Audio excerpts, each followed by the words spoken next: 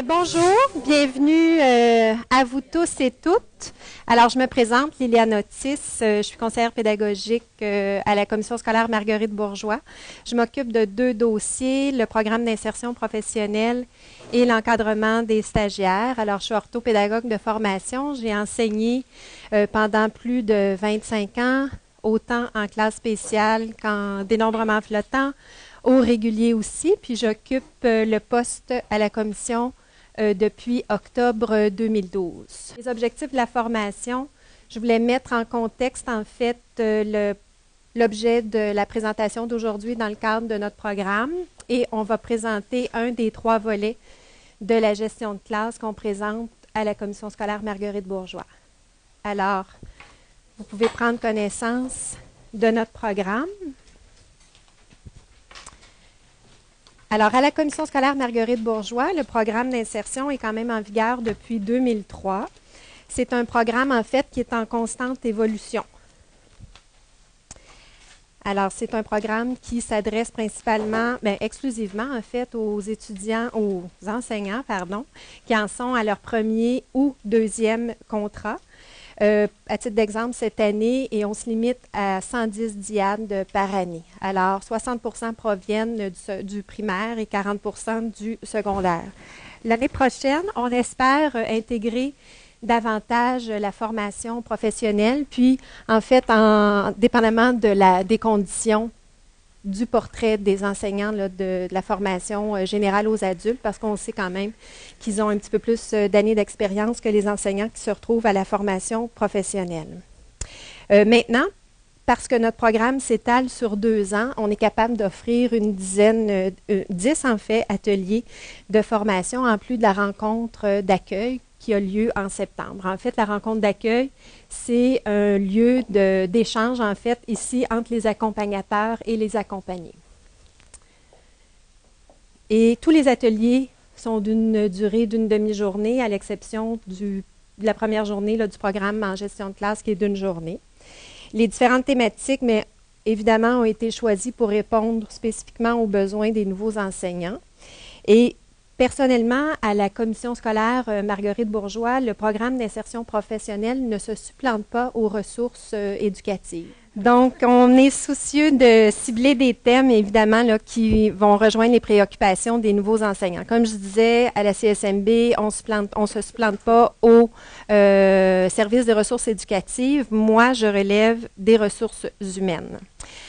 Alors, en fait, ce qu'on cherche à faire, c'est vraiment de tendre des perches par rapport aux diverses facettes qu'on croit importantes en début de carrière. Puis, dans le fond, il appartiendra après aux nouveaux enseignants d'enrichir ce qui les intéresse par la suite. Alors, comme vous pouvez voir, on a des thématiques qui sont quand même assez diversifiées. On parle de différenciation, d'évaluation. L'année prochaine, à l'an 2 de neuropédagogie. Nous, à la CSMB, on a 3 clientèles types, en fait, milieux socio-économiquement défavorisés, favorisés et défavorisés, favorisés, multiethniques, c'est ça. Alors, on en dresse un portrait, on parle d'évaluation. J'ai dit, bon, comment aussi créer une relation qui soit enrichissante avec les parents. On a un atelier spécifiquement, comment apprendre à prendre soin de soi dans sa vie professionnelle. On a un atelier où on se joint au service éducatif, en fait, pour faire connaître les différents services. On va parler aussi des services informatiques. Et de concert avec le syndicat, on a un atelier qui aborde toute la tâche. On parle de la LIP aussi, etc. Donc, on a quand même un bel éventail. Alors, comme je disais, on est en constante évolution parce qu'à la fin de chaque année, on demande aux participants, aux accompagnateurs et aux accompagnés de remplir un bilan, en fait, et à la lecture de tout ça, on bonifie le programme année après année. Eh bien, c'est bien évident maintenant, le fait que j'y sois à je suis là à chacune des formations, mais avant, l'allocation qui était prévue était en fait, les accompagnateurs, on leur accorde 2 journées et demie de compensation en reconnaissance de temps. Et pour les accompagnés, avant, ils avaient la même chose pour prendre du temps. Alors que maintenant, on les assujettit au fait de venir aux formations, mais ça demeure quand même sur une base volontaire. Sauf que c'est le principe utilisateur-payeur. tu ne viens pas à la formation, tu ne profites pas du congé payé finalement qu'on t'offre pour y assister. Alors, ça a amené cette année finalement une recrudescence au niveau de la participation des ateliers. Alors ça, on en est vraiment bien content. Maintenant, on peut se demander pourquoi faire un atelier sur la gestion de classe. Mais parce qu'au fil des ans, c'est bien sûr un aspect dont les enseignants parlent dans le bilan écrit. La recherche, par ailleurs, montre aussi qu'une saine gestion de classe a des bienfaits tant chez l'enseignant que chez l'élève. Ça, c'est une présentation qui avait été faite l'année dernière lors du colloque du séminaire du CNIP à l'Université de Montréal. Alors, on démontre bien qu'une saine gestion de classe apporte chez l'élève un encadrement positif. Ça va maximiser, en fait, sa disposition à l'apprentissage, contribuer à sa réussite scolaire. Tout ceci, en plus de favoriser une cohésion sociale au sein de sa classe. Et du côté de l'enseignant, mais ça va favoriser son sentiment d'efficacité, sa satisfaction au travail. Ça va avoir une incidence aussi positive sur sa santé mentale et ça va augmenter sa motivation et sa persévérance dans la profession. Alors, avec tout ça, on comprend bien les nombreux défis auxquels le nouvel enseignant est confronté et ça supporte notre choix de traiter à fond la thématique de la gestion de classe dans le cadre de notre programme d'insertion professionnelle. Notre thématique, au fil des ans, c'est bien évident que notre thématique de gestion de classe n'était pas aussi élaborée. En fait, on a même ajouté un atelier cette année. Alors, l'objet de l'atelier d'aujourd'hui, partir son année du bon pied, cet atelier-là exploite en fait la relation maître-élève et on veut développer là-dedans, explorer tout ce qui doit être mis de l'avant pour favoriser un climat de vie harmonieux, tant pour l'élève que pour l'enseignant. On va voir en détail cet atelier-là plus tard. Le deuxième atelier, qui est outiller les enseignants pour mieux intervenir auprès des élèves en difficulté d'adaptation. En fait, on voit à l'intérieur de cet atelier-là tout le modèle du passage à l'acte. Ce modèle-là, dans le fond, vise à développer des compétences qui sont reliées à l'intervention à l'égard des enfants qui présentent des comportements difficiles ou agressifs. Alors, on va proposer des pistes d'intervention, toujours dans une perspective de prévention. Alors, dans le fond, ce qu'on veut, c'est que les jeunes prennent conscience combien il peut être aidant d'être proactifs dans les interventions, dans leurs interventions à l'égard de ces enfants-là. Alors, on va déterminer aussi ce qu'un élève à risque, ses vulnérabilités. On va passer en revue, en fait, les caractéristiques des enfants avec des troubles de comportement. Et on explore aussi les raisons pour lesquelles un enfant peut déranger en classe. Le troisième atelier, soutenir les enseignants au regard des élèves à risque et des EHDAA. Ça, c'est notre dernier atelier qu'on vient d'ajouter à la programmation. Alors, dans cet atelier-là, on identifie en fait les différentes clientèles qui présentent des difficultés d'adaptation et d'apprentissage qu'on retrouve de plus en plus en fait dans nos classes. Alors ici, on pense au TDAH, au TED, aux dysphasies, la dysorthographie, dyslexie. Alors, pour chacune des caractéristiques pour ces enfants-là, on va déterminer les manifestations et les interventions qui sont à mettre et à privilégier. On va distinguer aussi le trouble de la difficulté d'apprentissage. On va définir l'intégration, ses différentes formes. On présente aussi le portrait de ce qu'est un élève à risque. Et aussi, on profite de cette occasion-là pour traiter des différentes approches qui vont rejoindre le plus d'élèves possible en classe. Alors ici, on pense aussi à la lecture explicite, à la différenciation, la coopération par projet. L'enseignement par projet. On va clarifier aussi le champ d'action de l'orthopédagogue et de l'enseignant et on va explorer aussi les champs d'intervention des différents spécialistes qui gravitent autour des élèves qui présentent des difficultés d'adaptation et d'apprentissage. Alors aujourd'hui, comme je disais tantôt, on va s'attarder au premier volet. Bon, on est bien conscient qu'il me reste peut-être une quarantaine de minutes pour une trentaine de minutes maintenant pour vous parler d'une formation qui dure une journée. C'est bien évident que je vais vous en présenter les grandes lignes, mais je pense que vous allez quand même à la base être outillés là, pour orienter certaines de vos pratiques. Voici l'ensemble des objectifs en fait qui sont présentés dans le cadre de cette formation-là. Je vous laisse en prendre connaissance. Favoriser la motivation, développer l'efficacité, éviter les problèmes de discipline. On veut pouvoir gérer la différence, favoriser l'enrichissement. En fait, c'est vraiment d'amener les jeunes enseignants, comme je disais tantôt, à développer un cadre de vie qui soit harmonieux, tant pour eux que pour les élèves. la première activité pour un nouveau départ, en fait, je vous ai mis à l'avant le fruit de cette activité-là. Ce qu'on fait, c'est que par des questions ciblées, on veut en fait prendre le pouls de notre groupe, évidemment. Alors, on leur demande à quoi est-ce qu'ils accordent priorité, qu'est-ce qu'ils vont mettre en place pour connaître chacun de leurs élèves et qu'est-ce qu'ils vont mettre en place pour créer une bonne dynamique de groupe. Alors, ça dure 15 minutes. On sépare les équipes par cycle, autant pour le secondaire que pour le primaire. 5 minutes brainstorming et répondre en fait à chacune des questions. Après ça, on fait une table ronde et on explore, on met en relief les bons coups de tous et chacun. Et dans le cadre du programme, nous, tout ce volet-là d'échange est vraiment très important. Alors, le fait d'aller prendre des bonnes idées de ce qui se fait ailleurs est important pour nous. Et dans le fond, ce qu'on veut aussi, et on est content du fait que notre programme dure 2 ans maintenant, parce que à l'an 1, se vit un accompagnement personnalisé avec un enseignant d'expérience, mais à l'an 2, le volet du mentorat personnalisé n'existe plus. À ce moment-là, à notre commission scolaire, on s'est divisé en 4 rétacs. Alors, les rétacs et les pairs vont prendre finalement le relais. Mais on sait très bien qu'il va y avoir encore du travail d'équipe dans les milieux.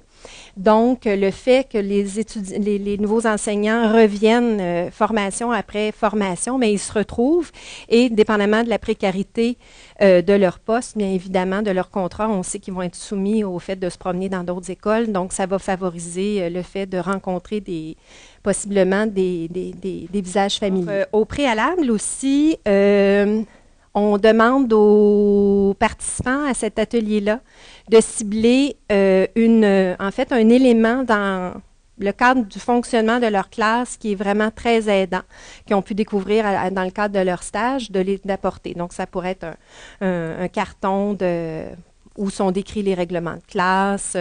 On leur demande aussi d'apporter la première activité de prise de contact avec les élèves. Et ça, on partage ça aussi. On a créé, depuis cette année, un site Internet où converge toute cette documentation-là. Donc, les jeunes peuvent aussi accéder à ce site-là et aller voir les documents qu'on y a versés. Donc, à ce moment-là, ça peut être dans le cadre du 2e atelier, par exemple, des exemples de feuilles de route, des exemples justement de tableaux de saine gestion de classe avec les règlements puis tout ça. On prend des photos et on verse au site où on imprime, on numérise en fait les documents qu'ils vont nous apporter. Et après aussi, ce qu'on veut mettre en lumière, on sait que ça aura une portée à l'an 2 dans l'atelier où on traite de neuropédagogie. C'est bien évident que les profils plus cérébraux vont probablement être plus intéressés à connaître le niveau de connaissance des élèves, mais un enseignant qui serait plus du type relationnel va probablement mettre davantage d'accent sur le fait de connaître ses élèves, mais peut-être d'une autre façon. Alors, on met ça en relief, puis le but, c'est de créer un équilibre entre tout ça. Ce tableau-là, c'est en fait le cœur de toute notre thématique de gestion de classe. Aujourd'hui, on traite là, de la gestion pédagogique et de la gestion interpersonnelle, c'est-à-dire pour l'ensemble des élèves. Puis le 2e et 3e atelier de la gestion de classe porte en fait sur la gestion ciblée, où là, on va s'attarder davantage aux élèves qui sont en difficulté d'adaptation et d'apprentissage. Alors, au niveau de la gestion pédagogique, ce qu'on aborde avec eux, bon, c'est succinct à cet atelier-ci parce qu'on sait qu'à l'an 2, on va y revenir au niveau de la différenciation et de l'évaluation. Mais pour nous, c'est vraiment, on mise sur l'importance du volet de la planification. C'est important de bien planifier et c'est une forme, en fait, de prévention, tant au niveau des apprentissages que du comportement des enfants. Et là, bon, c'est le lieu de mettre en relief là, l'importance de la notion du temps, de respecter l'âge, la capacité d'attention des enfants, de prévoir à l'avance un plan B pour les enfants qui ne saisiraient pas d'emblée la notion qu'on enseigne, prévoir aussi la récupération aux besoins, l'importance du travail d'équipe pour la planification annuelle, mensuelle et hebdomadaire, quotidienne aussi, c'est important. Alors, pour nous, c'est une forme de prévention. On glisse un mot aussi sur les incontournables. La progression des apprentissages maintenant. Vous savez sûrement qu'il y a une petite vidéo maintenant qui est disponible sur le site du MELS d'une durée de 8 minutes. On en profite aussi à ce moment-là, à moins vraiment que on va toujours en fonction de ceux qui sont devant nous, finalement. Là, on prend le temps où on sait que chacun en a pris connaissance dans le cadre de rencontres de groupe d'enseignants dans leur école respective.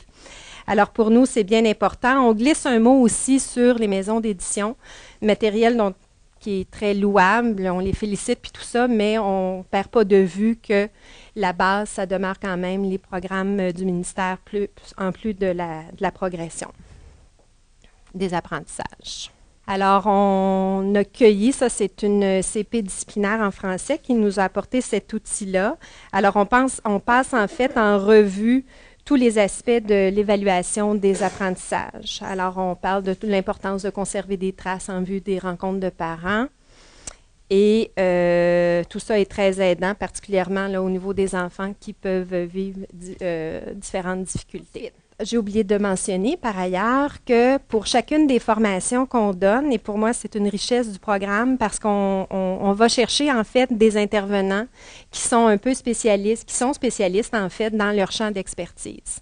Donc au niveau du cycle du passage à l'acte, on est jumelé avec des psychoéducateurs. Pour le troisième volet, au niveau de la gestion de classe, on est jumelé, ce sont des orthos. Pour le premier volet, on a maintenant une enseignante qui est libérée et qui vient finalement participer à la co-animation, tout le volet là où on explore en fait la tâche et la LIP, mais c'est un partenaire du syndicat qui vient animer la présentation. On a des gens des ressources éducatives. Alors, on a des conférenciers aussi extérieurs qui viennent. Donc, pour nous, ça nous permet en fait de faire en sorte de rendre humaine aussi la commission scolaire. Ça leur permet d'être en contact avec des gens dont on voit les noms finalement des fois sur papier, mais avec qui on est peu en lien. Alors, l'enseignante arrive ici et elle en fait disserte et apporte des exemples pour chacune des facettes qui sont énumérées là. Et il y a toujours évidemment un partage à ce titre-là avec les participants à l'atelier.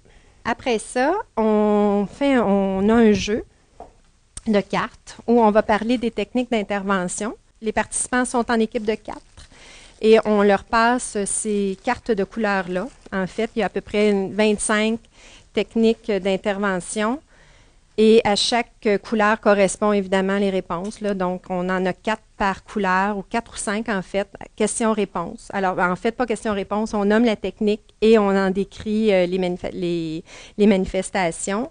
Les participants les jumelles. Et après coup, on fait une table ronde en fait sur l'ensemble des techniques, on en parle. Celles pour qui les gens éprouvent certaines difficultés ou bien non, ils ont besoin de plus d'éclaircissement, on en parle après, on fait une table ronde à cet égard-là. Alors, on écoute les commentaires, les questions pour celles qui sont moins bien saisies. Puis c'est évidemment pas des recettes, mais ce sont beaucoup plus des outils d'intervention qu'il faut utiliser avec jugement. D'une année à l'autre, ça s'inscrit. Des fois, non. Ça dépend des enfants et toujours à la lumière des situations devant lesquelles on se retrouve. On ramène évidemment la pyramide de Maslow. Dans le fond, ce qu'on veut amener des enseignants, nos collègues finalement, pouvoir s'assurer de bien décoder les comportements des élèves. Les comportements observables sont toujours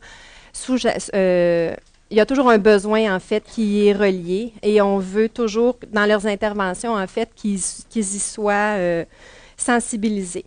Alors, ça mène toujours à des interventions qui sont plus pertinentes et on peut aller au-delà, en fait, des comportements qui sont dérangeants.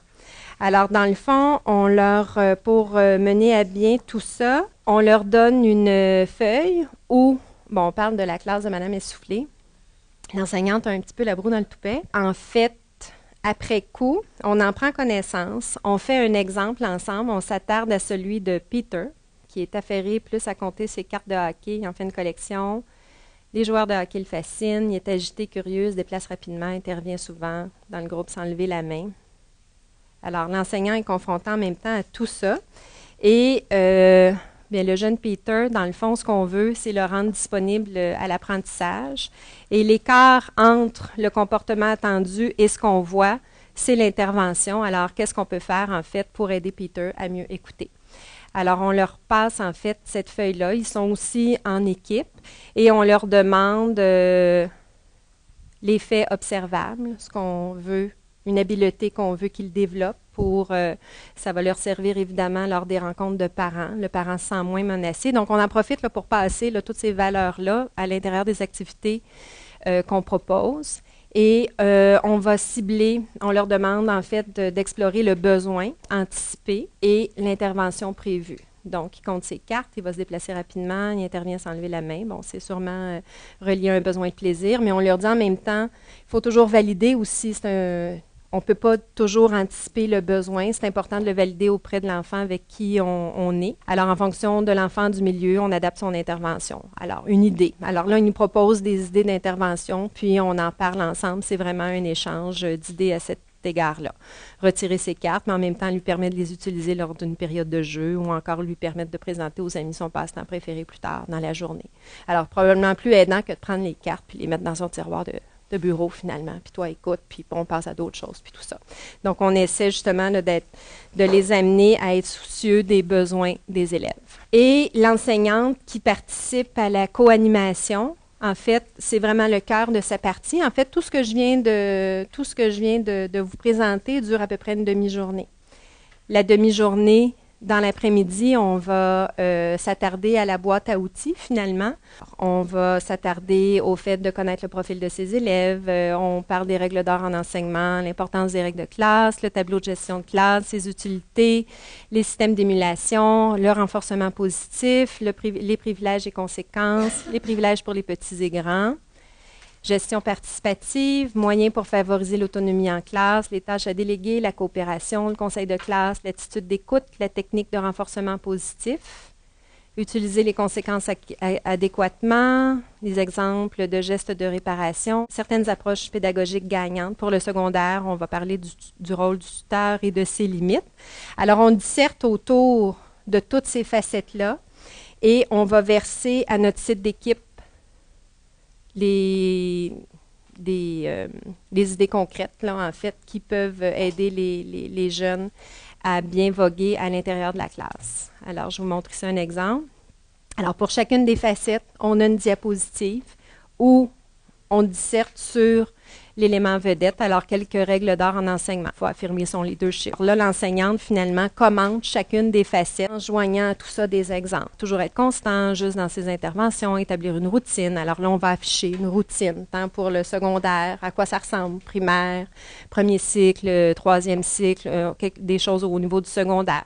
Pourquoi c'est important d'établir des limites qui soient claires, précises et observables, mettre en place un référentiel disciplinaire avec des attentes, des conséquences appropriées. On parle des attentes, on parle des punitions, on parle des conséquences, des réparations.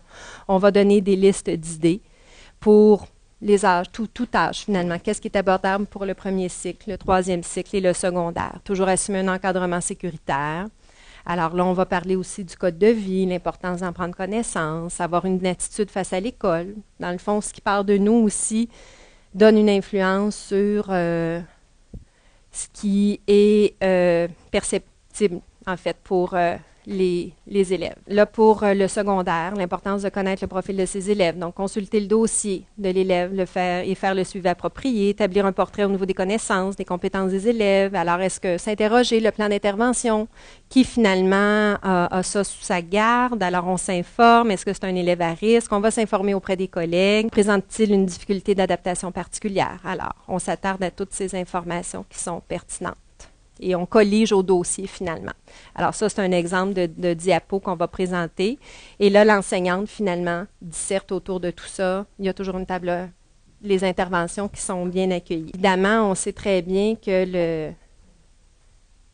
ce qui serait vraiment génial dans le cadre du programme, c'est de pouvoir faire des groupuscules, puis en fonction de leur champ, de leur permettre de visiter des classes d'enseignants qui seraient très, très, très inspirants. À défaut de pouvoir faire ça, bien, on amène la classe dans notre présentation, finalement. Alors, au fil des ans, on prend des photos qui illustrent les principales rubriques qui vont donner des idées, finalement. Alors, ça, c'est des tâches qu'une enseignante fait au retour de dîner. Donc, les jeunes aiment voir ces choses-là. Donc, ça nous permet de mettre, des fois une image parle plus que des mots. Alors ça, c'est des nouvelles photos qu'on va chercher. Donc, on a des CP disciplinaires qui sont un peu nos acolytes, qui prennent des photos des milieux quand eux-mêmes font des visites de classe. Alors, la récupération, une idée, c'est que c'est les élèves qui prennent rendez-vous, en fait, avec l'enseignante. Alors, on trouvait que c'était une belle idée à mettre et à partager. Donc, les bons coups qu'on voit dans les écoles, on les amène ici à la formation. Donc, ici, c'est une routine qui s'adresse un peu plus pour les plus vieux. Et on essaie d'être à l'affût, on essaie toujours de mettre à disposition des jeunes des outils, mais d'activités concrètes et de moyens concrets qui peuvent mettre de l'avant. Alors, mais ça clôt la présentation. Merci.